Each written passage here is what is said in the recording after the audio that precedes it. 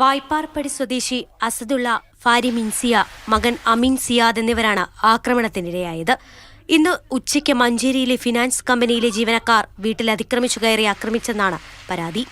Helmet കൊണ്ടടിച്ചാണ് പരിക്കേൽപ്പിച്ചത്. മണപ്പുറത്തുനിന്ന് loan എടുത്തിരുന്നു, പക്ഷെ ഞങ്ങൾക്ക് 2 മാസമായിട്ട് അടക്കാൻ പറ്റിയില്ല. അപ്പൊ അവര് വീട്ടിലേക്ക് വന്നിട്ട് പിന്നെ പ്രശ്നം ഉണ്ടാക്കി അടിക്കാൻ വന്നു.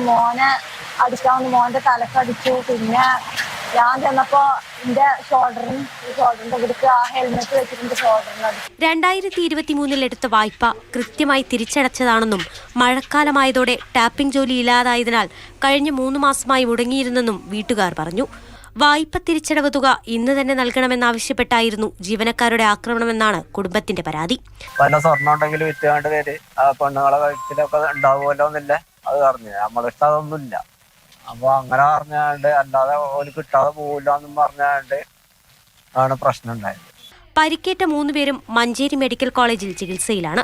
മർദ്ദിച്ചിട്ടില്ലെന്നും വാക്കുതർക്കത്തിനിടെ വീണു പരിക്കേറ്റതാണെന്നും മണപ്പുറം ഫിനാൻസ് ലിമിറ്റഡിലെ ജീവനക്കാരുടെ വാദം.